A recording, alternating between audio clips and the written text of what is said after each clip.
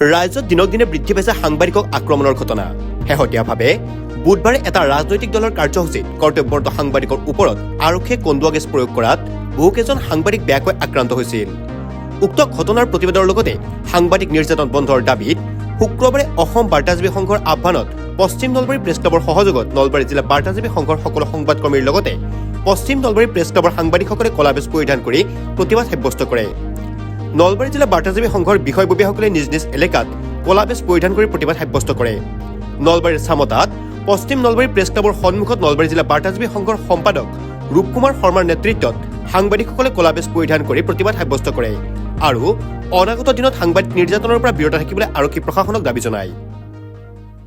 যোৱা 18 ডিচেম্বৰ বুধবাৰে এটা ৰাজনৈতিক দলৰ ৰাজভৱন চলো এক প্ৰতিবাদী কাৰ্যসূচী আছিলে আৰু তাত অসম আৰক্ষীয়ে যি বৰ্বৰভাৱে কন্দুৱা গেছ নিক্ষেপ কৰি কেইবাগৰাকীও সাংবাদিকক ইতিমধ্যে আহত কৰিছে আৰু এই ঘটনা সৰ্বত্ৰে বিয়পি পৰাৰ লগে লগে আমি গৰিহণা দিছোঁ আৰু সেয়েহে আজি পশ্চিম নলবাৰী এই প্ৰেছ ক্লাবৰ সন্মুখত আমি কেইবাগৰাকীও সাংবাদিক লগ হৈ ইয়াক কলা বেজ পৰিধান কৰি ইয়াক প্ৰতিবাদ সাব্যস্ত কৰিছোঁ।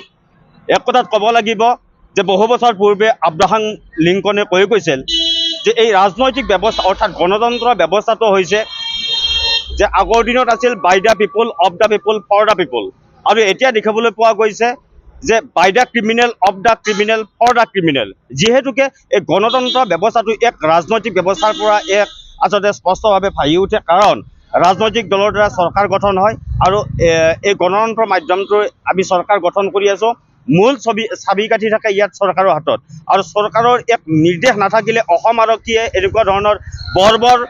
এনেকুৱা ধৰণৰ ঘটনা সংঘটিত কৰিব নোৱাৰে। ইয়াৰ পূৰ্বেও গুৱাহাটীত সাংবাদিকৰ আক্ৰমণ, নাজিৰাত যি এগৰাকী কৰ্মৰত অৱস্থাত থকা সাংবাদিকক যি গুলিয়াম বুলি ভাবুকি দিয়া এক প্ৰকাৰ আৰক্ষীৰ এনেকুৱা ধৰণৰ বৰ্বৰতাক আমি গৰিহণা দিছোঁ। আৰু আজি বিজেপি দলে চৰকাৰ গঠন কৰিছে, তাত সাংবাদিক জাপিয়াই পৰে তাত নিউজ পৰিৱেশন কৰাৰ কাৰণে। কাইলৈ বেলেগ দলে চৰকাৰ গঠন কৰিব, তাতো এই সাংবাদিকসকলে ইয়াতে নিউজ পৰিৱেশন কৰাৰ কাৰণে যাব। কিন্তু আমাৰ নিৰাপত্তা এক প্ৰকাৰ নিৰাপত্তা ক'ত? আৰু সাংবাদিকসকলৰ নিৰাপত্তা এক প্ৰকাৰ চৰকাৰেই হওক বা ৰাজনৈতিক যি দলৰ পৰা চৰকাৰ গঠন কৰা হয় তেওঁলোকে এক প্ৰকাৰ নিৰাপত্তাহীনতাত ভুগিছে সাংবাদিকসকল। এই ক্ষেত্ৰত চৰকাৰক কঠোৰভাৱে গৰিহণা দিছোঁ।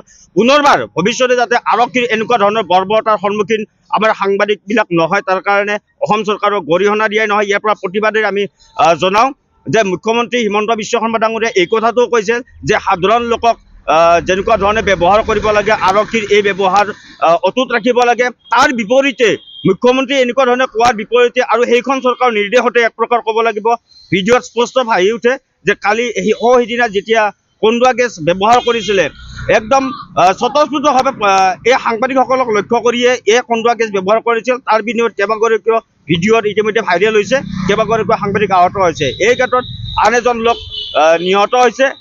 গতিকে এনেকুৱা ধৰণৰ ব্যৱস্থা যাতে অসমত পুনৰাবৃত্তি নহয়, অসমত নহয় ভাৰতবৰ্ষতে এতিয়া সাংবাদিকসকলক আক্ৰমণৰ এক আচলতে কম্পিটিশ্যন হৈছে আৰু ইয়াৰ বিৰোধিতা কৰি আজি আমি পশ্চিম নলবাৰী প্ৰেছ ক্লাবৰ সন্মুখত ইয়াৰ সাংবাদিকসকলে আমি কলা বেজ পৰিধান কৰি প্ৰতিবাদ কৰিছোঁ।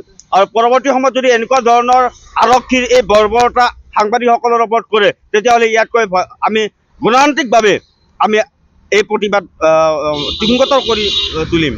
17 ডিচেম্বৰত গুৱাহাটীত এটি ৰাজনৈতিক দলৰ প্ৰতিবাদী কাৰ্যসূচীত কন্দুৱা গেছ প্ৰয়োগ কৰিছিল আৰক্ষীয়ে আৰু এই কন্দুৱা গেছ প্ৰয়োগ কৰাৰ পিছতে কেইবাগৰাকীও সাংবাদিক আহত হৈ পৰিছিল।